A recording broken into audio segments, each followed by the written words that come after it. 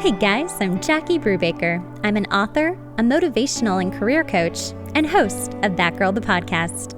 Each week, I bring on a leader in their field to talk about how to stop making excuses and how you can start living your lifelong dream. That Girl the Podcast is based on That Girl the Novel, which is on Amazon to download or buy the paperback of. To find books, courses, and products from our episodes, check out the shop page at thatgirlcoaching.com. You can also follow us on Instagram at Jackie Brubaker and at That Girl the Podcast and our Patreon page. Welcome, Danielle Strachman, to That Girl the Podcast. I'm very excited to have you on today. We are going to talk about how you are helping young people honestly start their lives and have the best life that they can. And that sounds very broad, but we're going to get into how you do that specifically. Every time I start, I like to let people introduce themselves because they do a better job than I ever could. And how many times have you been introduced by someone and you're like, you missed this. So in brief, tell us who you are. Sure. Well, thank you so much for having me, Jackie. And I can tell we would already be good friends because your cat just walked through the room. I'm a huge cat person. So yeah, there's two of them. I have to also. Yeah, my office door is shut, so I don't, unless one's under my couch over here, I don't think any of them will be making an appearance. But yes, it's okay if they do. Total cat person as per my bio. To give a little intro, I have worked with young people in some fashion throughout my whole career. And when I was in my 20s, what that looked like was having a tutoring company where I worked with young people in San Diego. I'm originally from the Boston area, but ended up moving up to San Diego for various reasons. Then I started a charter school called Innovations Academy that we opened in 2008. I was principal there for the first 2 years, and then I've been on the board ever since. From there, I was at the Teal Foundation. And so my definition of a young person sort of like aged up a little bit because I went from working with K through 8 students to working with Teal Fellows who are in their late teens and early 20s. And with 15, 17, we work with people who are probably in their mid 20s and teens as well. But my running joke with myself is that like someday when I'm 60 years old, I'm going to say like, oh, those 40-year-olds, those young people, they really need something. But I've had a lifelong sort of mission and passion of giving autonomy and freedom, to people who typically don't have it. And I think that, young adults and teens often aren't sort of respected for their capabilities. And all my work has really encompassed doing things to broaden their option pool. And that is such a huge pull on my heart because I think teenagers are amazing. And I think that they do not get the attention and even respect that they deserve. They're just thought of as these crazy teenagers and you're hormonal and you don't know anything yet. And I don't think that's true. I think there's so many of them who either A, do know what they want to do, but don't have the resources, or B, have the potential to find out what they could be great at if someone would help them see options. Yeah. So talk to me about kind of the beginning and going up because what you do is awesome. Yeah. So now I'll probably weave some of the story backwards and forwards, but now I run a venture capital fund that myself and my co-founder started called 1517. And it started because both my co-founder and I were at the Teal Foundation working under Peter Thiel back in 2010 through 2015 to run the Teal Fellowship program. And that program, which, is now, 10 to 11 years old at this point, was very controversial when it started because what was happening was no one was out there saying, hey, there are other options besides college. And that, for some people, maybe doing a boot camp, maybe doing their own thing is a better path for them. Mm-hmm. And Peter came out in 2010 and said, hey, I'm kicking off this fellowship.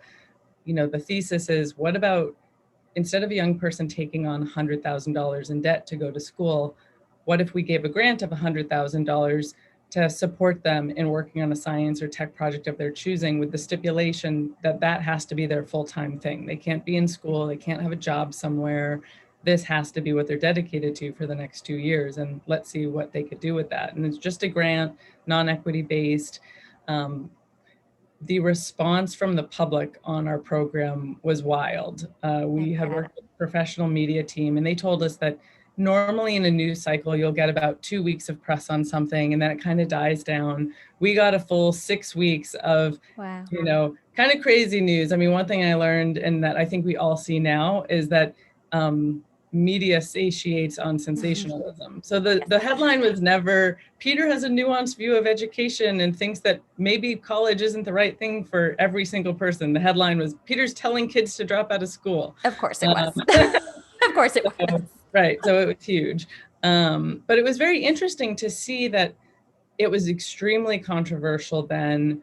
When we kicked off the fellowship and we had the first batch of Teal Fellows, we actually took 24 instead of 20. We were originally called 20 under 20, but we couldn't help ourselves. There were so many great applicants. We took a handful more. But what we thought was, people are probably going to attack our program, but no one's going to have the gall to like go after a 19-year-old and sort of criticize them. Boy, were we wrong about that. Wow. There What were were they people out saying? there, oh, you should be in school, sort of shaming people for wanting to do something different. And I think we see this across society at large in general, is when you're part of a group that's doing something different, people feel threatened because they think what you're saying is that you should also be doing what they're doing, but that's just not true at all. What we were saying was, hey, for some people, a different path is a better choice for them. It's not for everybody. But we think people should be making conscious decisions about their education. And so myself and Michael Gibson worked on that program for the first 5 years, with a team of people and with the Teal Fellows themselves. And we started seeing some really incredible outcomes from the program. We helped Vitalik Buterin to launch Ethereum, Dylan Field to launch Figma, Austin Russell to launch Luminar. Gosh. Rakesh Agarwal launched Oyo Rooms. There's a fund called the Longevity Fund started by Laura Deming. So we got to really be at the very nascent stage of what we were at the time, we're calling them projects. We were like, we don't know where these are going to go, or if anyone else is even going to know what these things are. But we saw some of these great successes coming through. But what we also saw was that the investing world still didn't take this type of cohort of young person seriously. They would see a young person and think, oh, that person would make for a great intern at my company. I don't think they were thinking this person's a founder. And so Michael and I, back in 2015, said, if the venture world is not going to take these people seriously, we can step aside from our roles here at the foundation. And I guess we'll learn how to become VCs, and we'll work with this cohort of people.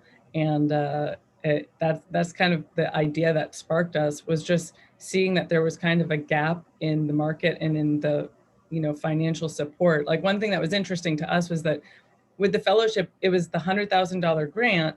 But after that, we couldn't give someone another Teal Fellowship. We couldn't say, hey, we love working with you. Let's keep doing it. We could work with them, personally and mentor and things like that, but we couldn't write them another check. The beauty of having a venture fund is that when you work with great people, you can keep working with them over the very long haul of their life, because you can back the company they're doing now, a company they're doing later. You have follow-on capital. You really support something all the way through its existence, and instead of just getting something started, which was a real blessing at the foundation to be able to do that. But we saw the opportunity to keep moving things forward as people were progressing. And what we always said about the fellowship was that it was a 2-year program with a 10-year time horizon. And so with 1517, we're able to really see people through that 10-year vision of what they're doing. It's like you guys watched Shark Tank and were like, let's do it. Let's be sharks. It's so funny. I don't even know. I don't know what year Shark Tank started, but what's really funny to me about Shark Tank is that my mom watches it now. And so my mom sort of like understands investing from that angle. And it's just so funny. I'm like, we're not like that. I'm like, no, we're not, we don't give as much sass as the people on the show.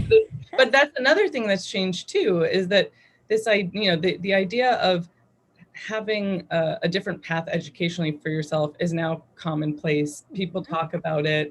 Entrepreneurship now is more commonplace. When my mom's talking about Shark Tank, I know that it's just in the vernacular. It's boomed. I know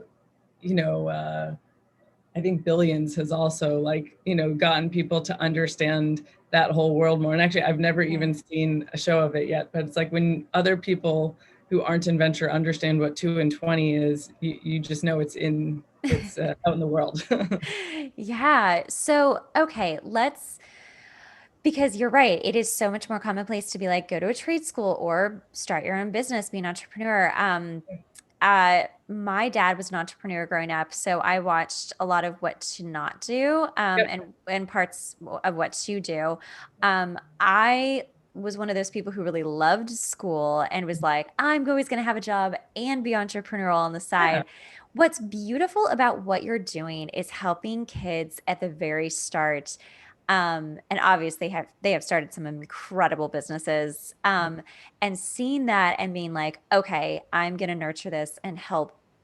I assume you're mentoring as Yep. well. Okay. Oh, absolutely. Mentoring is Yeah. a part of being an early stage investor. What we talk Right. about with our founders is that we help them go through all their first time building a team, first time hiring new people, first time getting an office space, first time raising money, like all of it. So there's a huge coaching component. Okay, cool. Because yeah, I mean, you definitely can have like the sort of brilliance, but if you don't have that actual world experience or like even how to get from A to B, Sure. I just think this is so special and so exciting. What is it about younger people that really clicked for you? Like, how did you come up with this idea? How did that start? It was always sort of a passion of mine. Like when I look back at my history, I was the kid who always liked to play school, or I was the one who would stay in during recess and help other people with their homework. I wasn't even that good of a student, but I just really liked working with other people. And so I think Yeah. the educator part of me comes from, some very early, like internal drive that I have. And um, Sorry, I'm trying to go back to the full question. Um, yeah, I think there's just always been a drive on the educator side, and that sort of has naturally moved me towards working with younger people in general. But it's also just a lot of fun. I tell people I drink from the fountain of youth every day. Oh, Um, I bet. and so it keeps us, on top of what's going on in the world and in culture.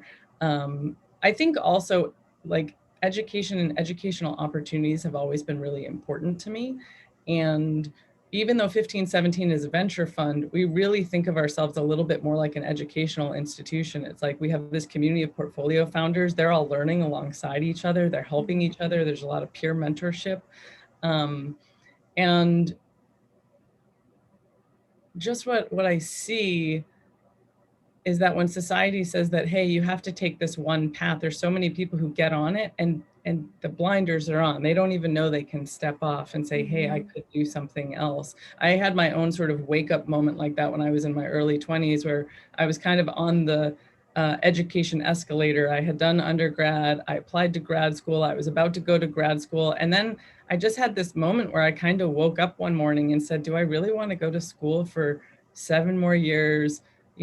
Come out with something like a PhD or a PsyD when I'm 30, never have had a real job at that point. And Yeah. like, I wanted to make an impact sooner. I was like, I want to Yeah. work with people now. I don't want to have to wait. Like, maybe that says something about my ability to delay gratification. But then I thought, you know what, maybe I could start a tutoring business and start working with people, and see if I like that. And that's what I did. And I absolutely adored my work.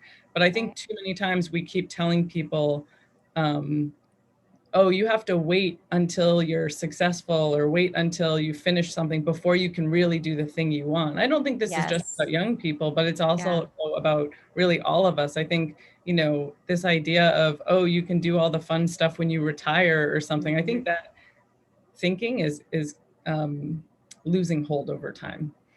Absolutely. I think a lot of people just feel that they need permission to Yep. to have a good life, to have a happy life, to do the things Yep. they really want to do. Yep.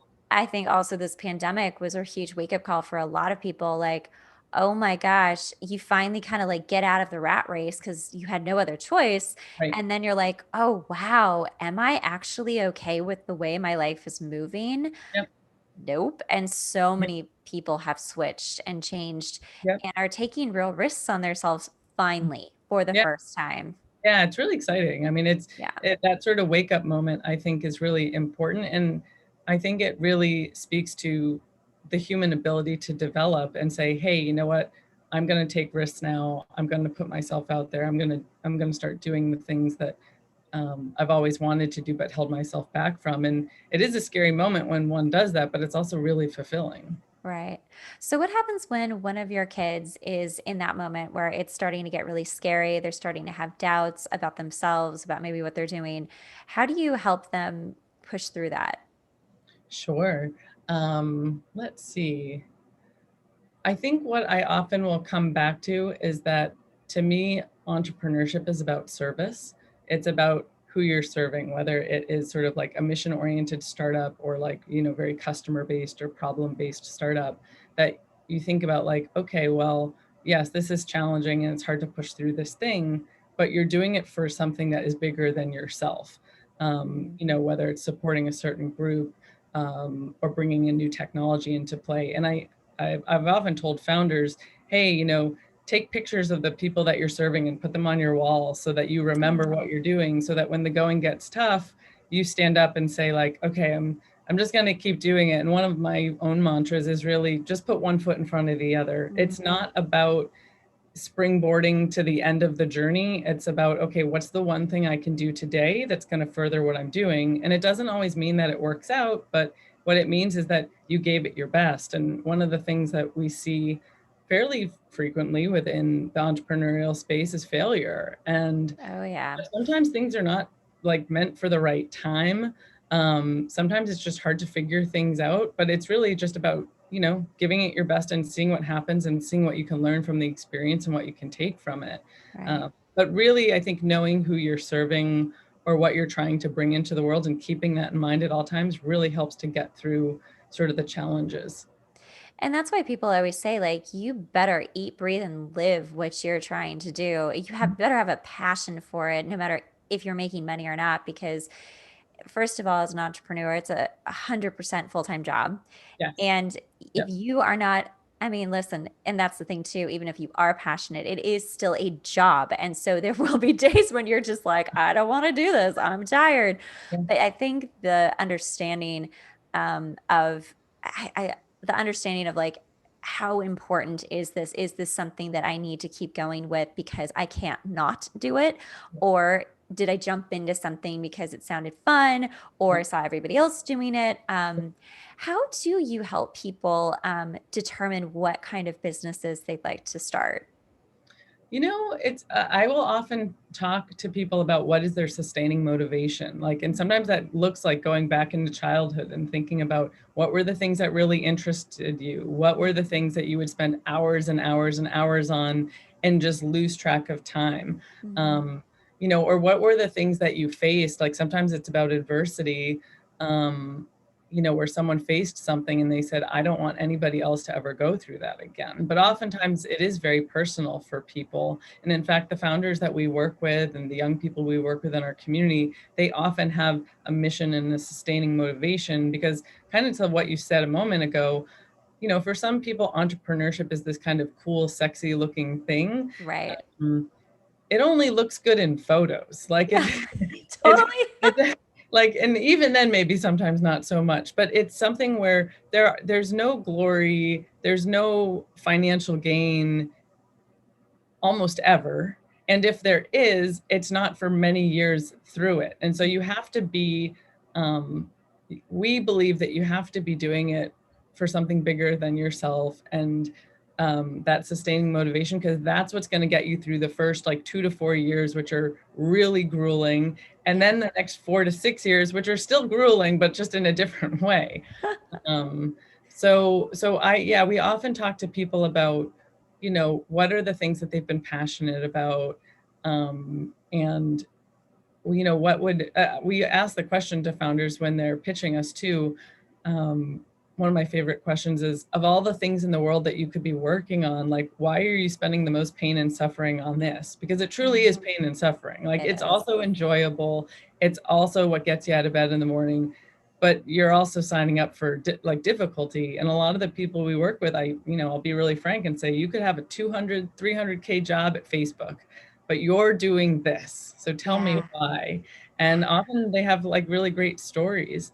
Um, so yeah, and then once someone kind of has that inkling of, hey, here's kind of the area I want to go, I just talk to them a lot about doing little tests, like, hey, go out there and talk to people about what you want to build and make, and see if other people are sort of inspired by it, or see if you can find some customers who'd be interested in trying out the product you're making, and then start building it. And it's again that like one foot in front of the other mentality.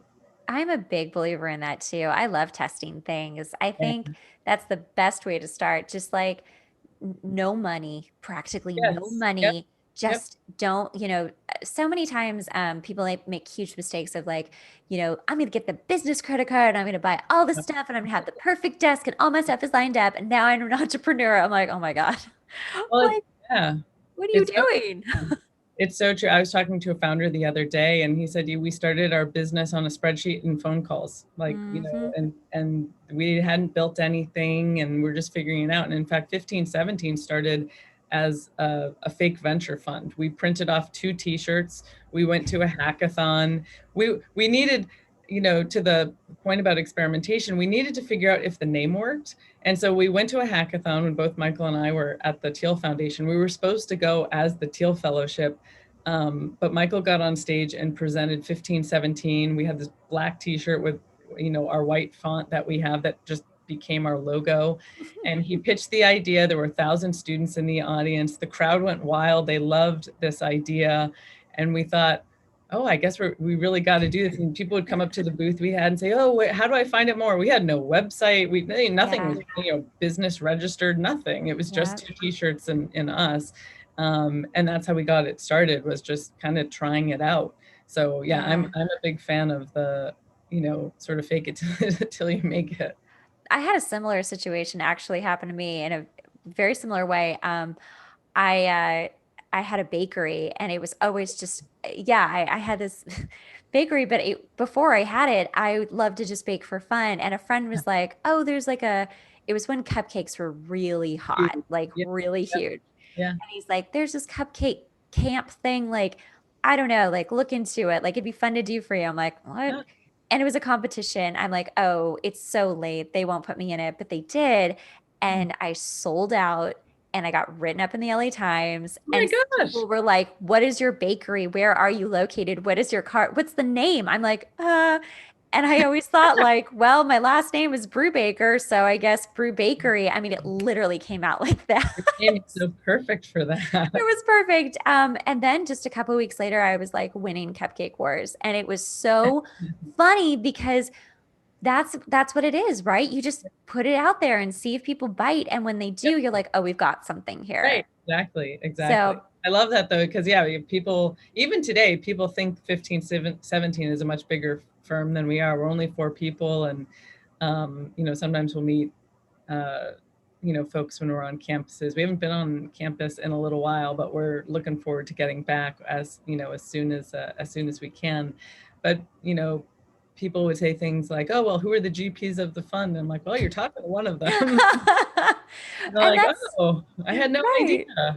And So that's so true. Like, you don't need a huge team. I think things have changed so much and are continuing to change so much. Like, soon I mean, I don't know if we'll be working in the type of buildings we were before no, and the huge high rises. I no, mean, yeah, it's we gave up our office. We're like, we're all remote now, just working from different places. And in right. fact, actually, I love visiting founders where they are and seeing where they're working, because especially from being a private tutor, there's a lot that you pick up when you go to somebody's environment. When I used to be a tutor and I went to somebody's house, I could tell like, oh, this environment's really chaotic, or oh, this Yeah. family's really organized, or Yeah. these people love cats, like, whatever it is. They're great. Yeah, exactly. And it's the same when I visit founders where they are, where I can see like, oh, okay, like this is how they organize themselves, or like this is the Mhm. kind of environment they're setting up. So I learn a lot, Yeah.